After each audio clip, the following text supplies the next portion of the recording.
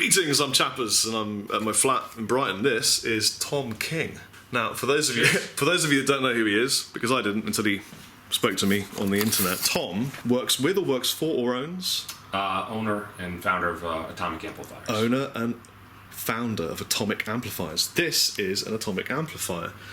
And because we look like we're related in a really unusual way, and we have some similar friends, we hooked up and we figured it would be cool if I just tried one out of my flat with the current available gear that I've got, which at the moment is just this little pile of bits down here. Really enjoying this angle. We're going to see how it sounds. This is just us chilling out, really shooting the breeze about some friends of ours and talking about guitars and stuff in a bit. Not to get kind of World of Warcraft hand-holdy, tell you everything how it works, but let's talk you through how we're connecting it to the head. So what holes and which cables are we using? All right, it's very simple. We're going to go from the guitar into the 1/4" input. Okay.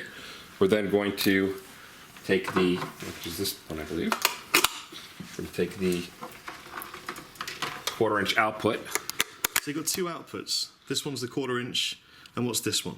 They're both 1/4". It's a stereo output. Okay. It's actually a stereo balanced output, but for the purposes that we're using it for, it's okay. Mono. And then from the 1/4" output into return on the back of the head. Recently I've been sessioning a bit of the old Les Paul, and amongst my pyjamas, some of my other beautiful guitars. But while Tom is organising this for me, I have decided to use the Ghost Fret because it's on my couch, and therefore it's the quickest and closest thing to where the amplifier is.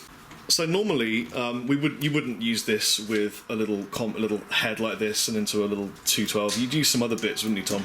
That's right. So the amplifier is very flexible because you can use it direct to the board. You can use it with a power amp and cab. You can use it in a variety of different ways. You can use it as a preamp only, or you can use it as just a cab simulator only. So there's a lot of different ways we can approach it today. We're just going to go with the very basic direct in as a preamp to this power amp. This is just while we're here doing this, because it's kind of fun, this is Johnny Hyland's signature. And he put "You rock, Rob," which are probably the three nicest words in the entire world coming from Johnny Hyland, because he's the best guitar player I ever met in Nashville. Actually, probably ever met in America is a more appropriate phrase. I'm ready. All right, let's see. What I really want is like a full-on 80s appropriate shred tone. What is the... Oh, sorry, there's an on-off power thing on the back. Okay, and you want the clean channel? We do want the... I'm into the loop right now, so before you start filming, we should at least get some sort of a... don't worry. Super It's initial. It's fine. Let's put on that. Get our levels right. I'll put these central, so that we're getting the EQ from that.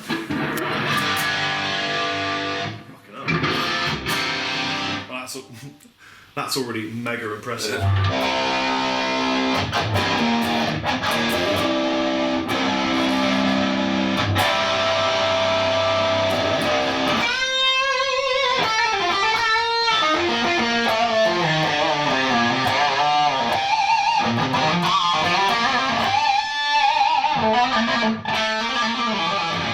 It feels just like I'm playing a valve amp. It should. That doesn't really surprise me, but I'm very happy to hear you say that. That really surprises me. Now, here's the thing that Tom, well, you might know, but you might not know. I'm a meat and potatoes, very traditional, little head, big cab kind of player. I love valves. I not that I dislike, but I really stay away from anything digital. I think it's fair to say, people that know me will know that. For example, the Kemper. Loved the concept, played it, and it felt like it was approximately almost like a valve amp.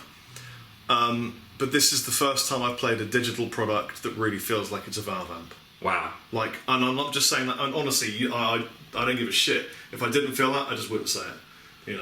But that's crazy. I mean, honestly, that's ridiculous. For example, it's not forgiving. So it just feels like if you make a mistake, you're going to get the mistake. you know, a lot of people say that amp modeling, particularly some of the older amp modeling, made guitar sound made homogenized things. Everything kind of sound the same, but you should be able to feel the character, you know, of the instrument, the wood, the pickups, and everything should shine through along with the modeling technology because of the accuracy. Could you give me a touch of like reverb? Sure. Just I mean, I know there's just a. Hold on, just give me that. This is delay. Make it a bit longer and a bit less. On YouTube, I'm going to give you some close-ups of the controls because the one thing that really, the reason that I wanted to do this is because it's really, really simple. And if you know anything about Atomic, if you know anything about Studio Devil, the plugins that people have been using for ages that are really high-end pro stuff, that's why I wanted to take a look at this unit. Also, I'm moving. I haven't told you this, but I'm actually moving to Malta. I'm going to be living there for maybe 6 to 8 months, and I wanted something that was really practical to take with me so I didn't annoy all my new Maltese neighbours. What kind of Duncans are those? These are Seymour Duncan SH.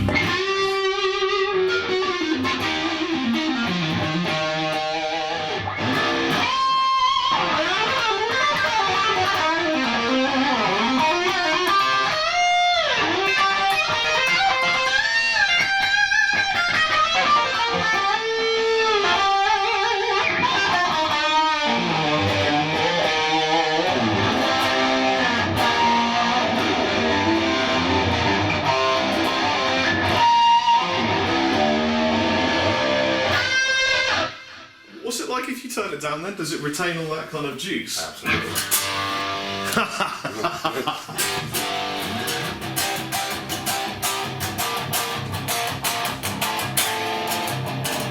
It's exactly the same low as it is high. The only difference is the perception that the ears have of a lower sounding amp, but the tone is identical. So we've spoken a lot about what this is. I know a little bit of the backstory, but do you want to briefly tell them about, is it like a collaboration between Studio Devil and Atomic, or how it all came about?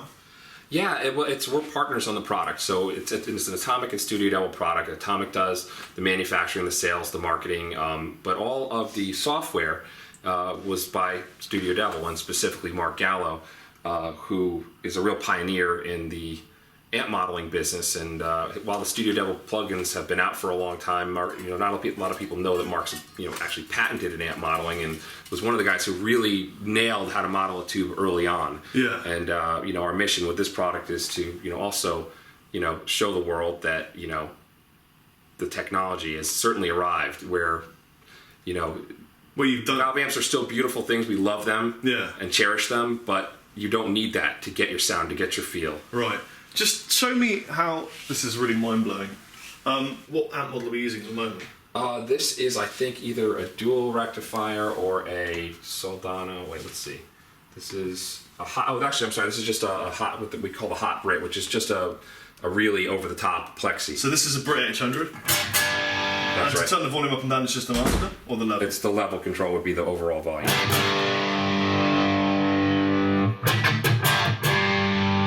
And this is without an overdrive or anything in front of it. This is okay. So could you put an 800 with a tube screamer? Yeah, sure. So you just press the preset? Every time you press this preset button, which is also the value encoder, it takes you to the next level of what you're, it starts off with, well, let's start at the beginning. Okay. It starts off with the preset name, which USA Clean, we've obviously bastardized this sound from USA Clean to be more of a hard, heavy sound. But the first one is amp model, then it goes to cabinet choice. Because we're going through a real guitar cab, we have that set to none. Okay. Then you've got your boost, so we're going to actually, I think the boost is assigned to this switch. So you see, we can do it active, or we can do it with the...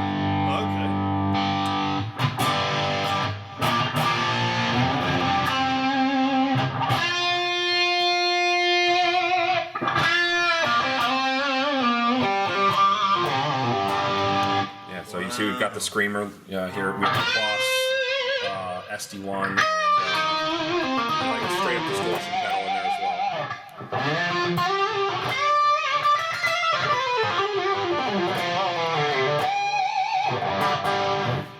That's ridiculous. If I want to add an effect to this, How do I do that? Well, you just turn the knob. Turn it until I find one.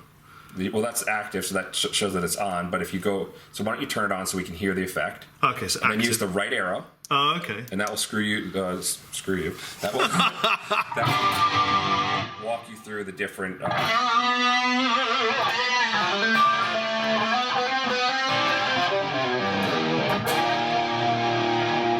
if I want to make less chorus, how do I do that? All right, so now that we're actually in chorus, you actually click on the chorus encoder, just like your instinct is telling you to. Okay. Oh, I'm sorry. Oh, sorry. We're going to go back to effect, active. We're going to go to chorus. Yeah. And we're going to. It shows the chorus set up as post, and that here's the effect speed. Oh, okay, here's the okay, sweep. okay. Here's the tweak A. Okay. And tweak B, which are because they're all in the same menu system. The chorus, the flanger, the phaser. Yeah. They all have a tweak A and tweak B, which mean different things for each one. But the front two, the speed and the depth, are right up front.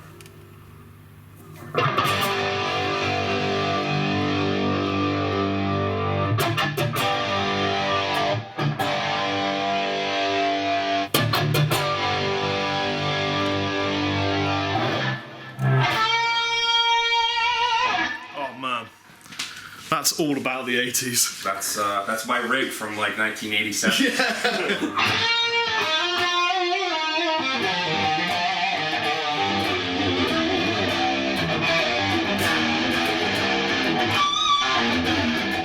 All right, then, could you get me a pushed, clean plexi, so like a warm, toasty plexi, and I'll put something different through it? We can do that. This is great.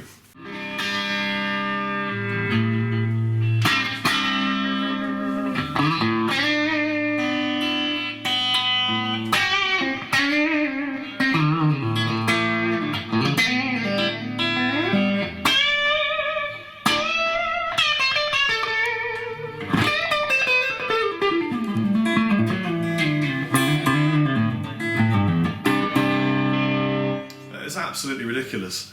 Like, if honestly, I'm not the kind of person to normally have my beliefs suspended by the magic of something that's pretending to be something else. But this absolutely fools me. Like, I genuinely feel like what I'm listening to is a little Fender 1x12 combo that's being pushed. I mean, it just sounds like that. Like, everything about it feels like it's real. I mean, it's a real thing, but...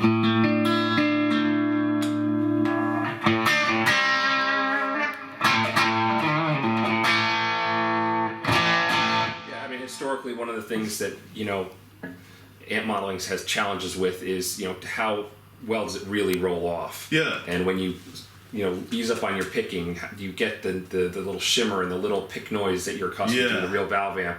And does it clean up just with your picking, not even the volume control? And so if you can do those two things, which I think we've accomplished, it sounds like you're feeling it. Well, absolutely.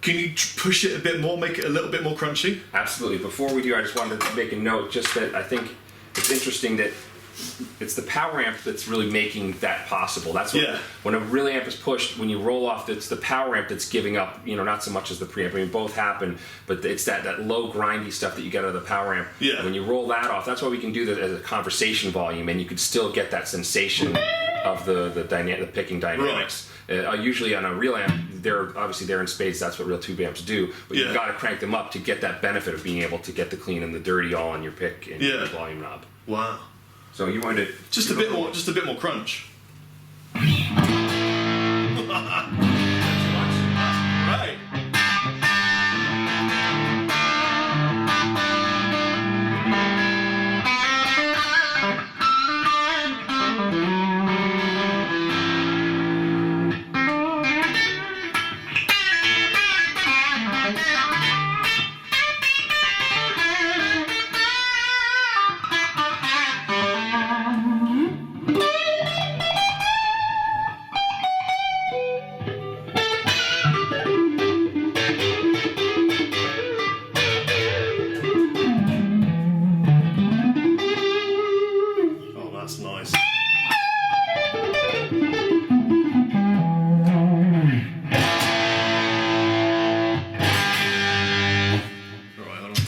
change guitars.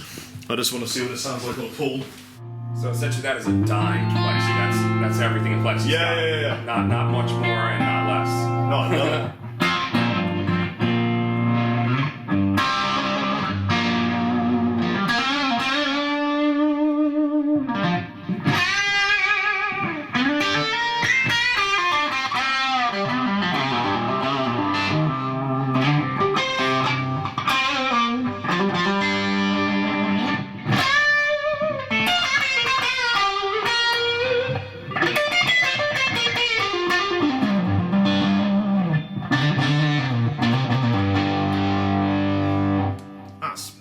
Fucking phenomenal, to be frank. Okay, could you get me a metal tone? So something kind of like a 5150 kind of vibe, something really not like fizzy gainy, but something really chewy and chunky. We actually have a 5150 as per your request.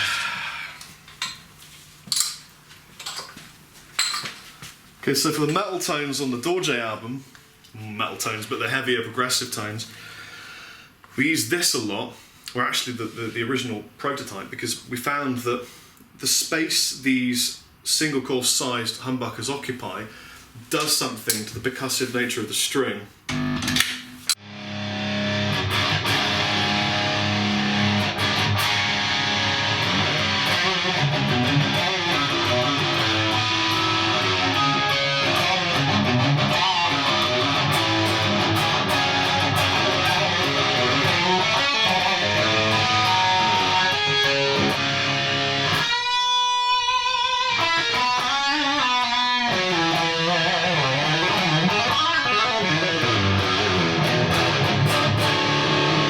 I'm really very impressed, and I'm looking forward to using them when I go on my 8-month holiday. Nice. To a foreign country. But don't worry, guys, I'm going to be commuting back to do all the Andertons and Chapman and Dorje and all that kind of stuff. It'll be fine.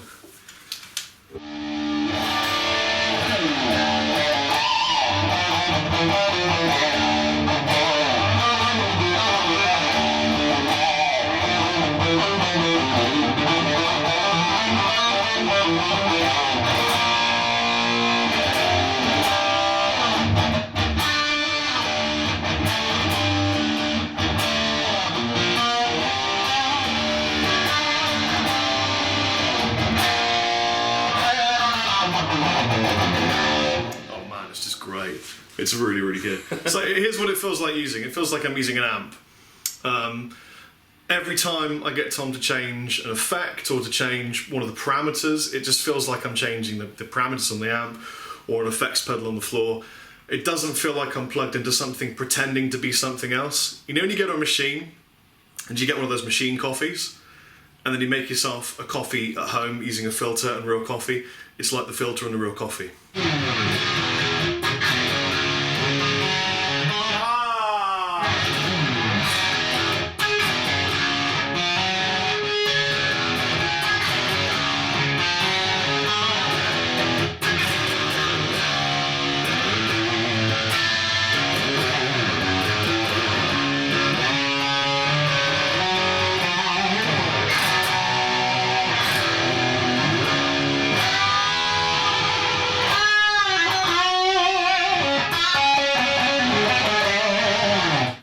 One of the things that's probably hardest to convey with this particular product, because it's in the format of a pedal and it fits in the front pocket of your gig bag, is that this really is a studio processor. This is like a high-end, you know, the I/O that we're going to show you in just a second, and the signal to noise ratio and everything goes through it is, you know, expense bar none to make sure that it's pristine. Right. And that all the options are there that a guitar player needs, even though it's got a tiny form factor.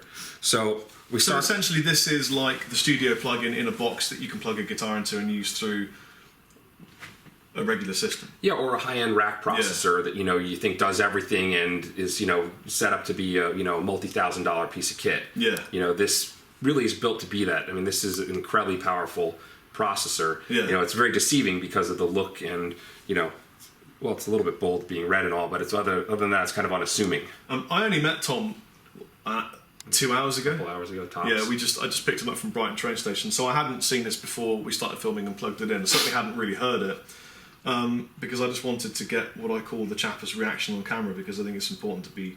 It's pretty obvious if somebody's lying, and I never lie about a product. This is awesome. How much does it sell for? $5.99 US everywhere in the world. Wow. So if somebody wants to buy one, what do? They just go to your website? Go to atomicamps.com, and we have an online store where you can choose whether you're in Europe or whether you're in the US. Well, I owe you a sandwich and a coffee, and I want to play a bit more on this, but...